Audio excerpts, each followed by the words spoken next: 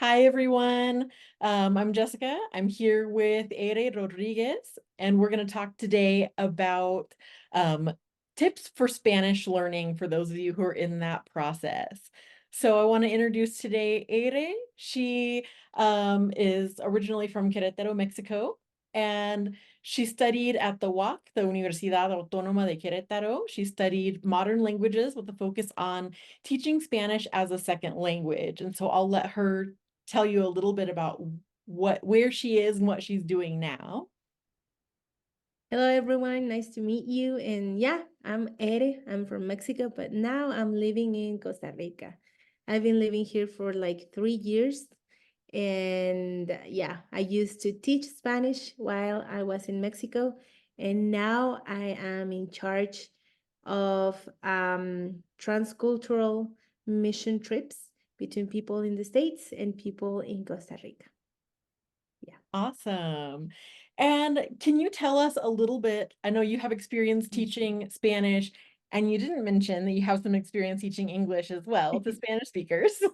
Yeah. Um, can you tell us a little bit about um, the amount of time that one might need to invest per week in classes and studying a second language in general?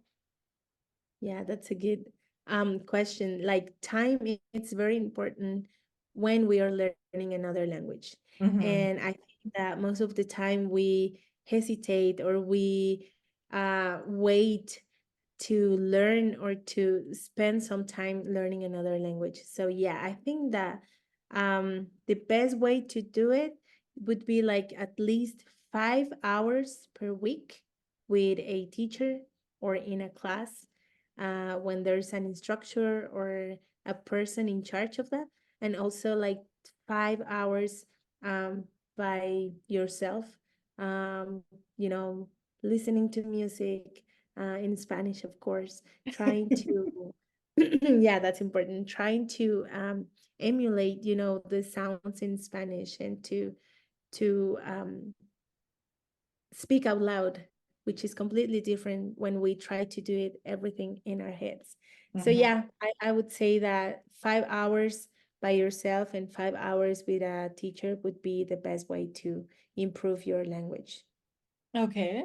And Mhm. besides Spanish classes and activities that are specifically language learning, like maybe watching YouTube videos or practicing on a language app, what are some other activities that language learning students could do once they like when people who are moving to Mexico, especially Mhm. who are trying to learn Spanish, what kind of activities or even lifestyle changes do you think that they could do or make to promote Spanish learning in themselves?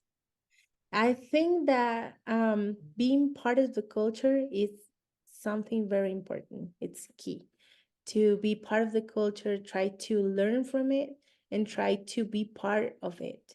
So I highly encourage people to go to the market and to be very intentional to talk with the person who is selling the vegetables or fruits and ask questions. I think that learning a language is a place where you are very vulnerable and that you are ready to make mistakes, but at the same time it's the way or the best way that we can learn. So I encourage people to go and speak to other people, in a safe area, on the streets, when you go to the park, for example in Querétaro downtown. It's very safe. You can start conversations with people and just asking about the weather, ask about food, or the topics that you feel comfortable with. You can start conversations with that. Also, if you go to a coffee shop every week, try to go to the same coffee shop at the same hour so you get a chance to meet the person there and start this friendship. That I think it's a good idea, to start, conversations with other people. And yeah, just be brave and try to step out of that comfort zone. That is okay. I'll try to speak in Spanish, and we will. we will know what you try to say, and we will help you out with that. So yeah. Yeah, in my experience, of going to Latin American countries, as someone who didn't speak Spanish very well. I mean, I remember going to Guatemala when I was 14 and I had just barely started learning Spanish. And people Mhm. were very nice. And I'm kind of shy, but when it comes to language learning, I'm not shy at all. I Mm. will use whatever language I know. I mean, Spanish at this point is, I dream in Spanish. So it's, but Uh-huh. like when I was learning Spanish, people were very nice and helpful, and just putting yourself out there, it can be scary, but it's so important. And what I've seen, through my own experiences and being in this language learning process with other foreigners here in Mexico, I've seen that Mexicans generally really respect a person, a foreigner, who's actually trying to learn the language. And if you mess up, I mean, if you use the wrong verb conjugation, they're just going to go with it. And if you do say something that's actually funny, they'll laugh and, they'll laugh with you. And they'll probably explain what it was that you said. I remember one time I was in a taco restaurant and I had like pastor con queso and I wanted flour tortillas. And I asked the waiter for tortillas de orina. Orina means urine, harina means flour. But I asked for the urine tortillas. Thankfully, the waiter was like, and then I immediately knew what I said wrong. But, if you can learn to laugh at yourself also, I've never had an experience where someone has just been horribly rude to me. I hope no one else has either. But Mhm. yeah, just put yourself out there, the language skills that you have, use them. And I'd be surprised if people didn't respond favorably to that. Like you're saying, just go to the market and talk with the vegetable vendor and they'll probably ask where you're from and why are you here, and you'll get to practice Spanish. Yeah, people are very receptive and they want to know more about other people. So, Mhm. and if you're in Mexico, Mexicans are like, I want to know everything about you. So, we will ask a lot of questions and just be free. And as I mentioned before, just be bold and do it. And I think that, as you mentioned before, like sometimes we confuse the words or the sounds or whatever, but it's very related to the motivation we have and Mhm. the attitude we show to other people. So if my motivation to communicate with other people is very high or strong, um hold to it and do it, try to do it. And also the attitude you show, like, yeah, whoops, I'm sorry, that was not the word I was trying to say, but you just you keep going, and by the end of the day you will say like, hey, maybe that was not the word that I wanted to say, or the way, but at the end of the day I enjoyed that moment, and we laugh and stuff, but it's something that will hold to your mind like forever. And Mhm. and when we are learning, and or yeah, learning another language, if there's joy or enjoyment, and if there's that positive thinking about this, it'll be easier and better for you while you are trying to practice with other people. So Yeah. yeah, just make it fun. That's really good advice. I appreciate that. One thing that really helped me, and I know not everybody has the opportunity to do this because if you move to Mexico and you're a family of five, probably not going to be able to do a homestay.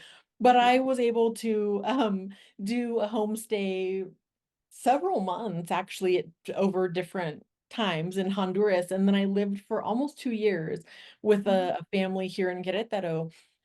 And both of the families had some English knowledge. And guess when they never used it with me? They only spoke to me in Spanish.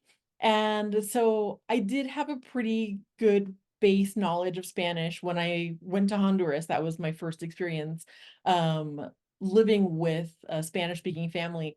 But just having to do everything all day in Spanish really helped me improve. I mean, I remember getting sick, and when you get sick, and I was what, 22, and so I had only lived away from home at college. So you're sick and it's like, "Oh, mom, I need this," or "Dad, I need this." And for me, it was like, I have to say this all in Spanish, and like I need to describe what's going on in Spanish. And when Mhm. you're sick, that's a really difficult time to be trying to communicate in a language that's not your first language. But anyway, I think a homestay, if you have the opportunity to do so, if you're a single person, you can make the opportunity to do so. I would even recommend, like, if you're moving to Mexico, um, if you can find a house with like two other young people and rent a room in that house, your Spanish is going to improve a lot faster than if you live alone or if you live with other English speakers. If you're Mhm. a couple, um, there's probably opportunities to do a homestay for a week or two, and even, a short period of time like that, it's Mhm. gonna really, really improve your Spanish speaking skills. And Mhm. for me, even with a family, if it's parents and kids or teenagers, if you can do like Wednesdays are gonna be our Spanish day, and we're gonna try to do everything from 3 p.m. until we go to bed in Spanish. And the first few times is going to be a train wreck, but that's okay. I remember my husband, he didn't speak English when we got married. Mhm. And after we were married for like a year, he's like, we need to do an English day. And it was so hard because we could communicate fine in Spanish. And I'm like, I don't want to do this, but he needed to learn English. And many of you who have seen videos on my channel have seen him speak on my videos, and he speaks English quite well. So it was worth it. It was worth some frustrations in just saying I'm not going to speak to him in Spanish. And now it would be the opposite for people watching this video. You're not going to speak to each other in English or whatever your first language is. You're going to do all Spanish day or all Spanish afternoon. Anyhow, sorry, Yeah. I Yeah. that that was long, but yeah. No, but now that you mentioned this, something that I've seen, and there are researches about this, once you start a friendship or relationship in one language, that will be the language of that friendship or relationship. So if you start a friendship in Spanish, even though you speak the few words, that would be the way that you will communicate in the future. So You it's and not, I got on this call yeah, speaking so it's Spanish. not that you're taking advantage of your friends, but it is the way it works. And then when you try to change it, it'll be hard. But if you start from the beginning and to, build these relationships in Spanish, that would be way more easier to do Mhm. that. Another thing that you mentioned before, um, try to think every little thing in Spanish. Like the more you try, the better you become. So if you are, filling this cup with cold water, just go and say, estoy llenando con agua fría. So you start using the words you know in the things that you do every day. So if you're washing the dishes, try to do that in Spanish, like voy a lavar los trastes. I'm going to wash the dishes. And then you start. Or you try to do this mental conversations. Those are the best.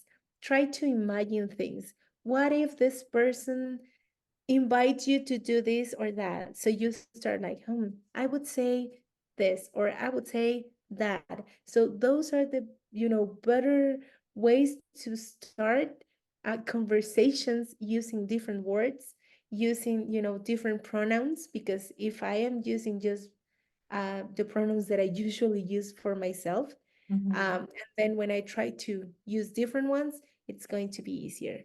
So yeah. that takes a lot of commitment Mhm. to it's it's a lifestyle change in my opinion. I mean, if your plan for learning Spanish once you move to Mexico is, I'm gonna have 2 hours of class per week and that's it, and the rest of the time you're with other English speakers or whatever your first language is.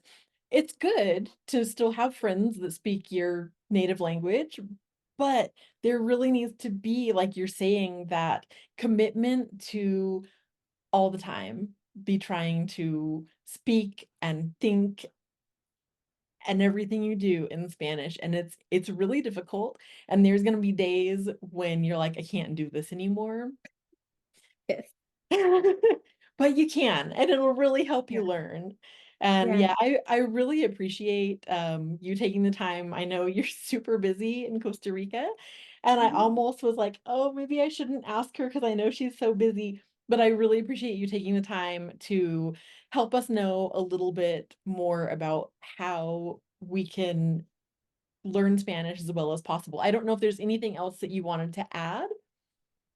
Well, my pleasure to be here and thank you for inviting me anytime. I love teaching Spanish because I love my language and I'm very happy when people try. And I will take that you mentioned before.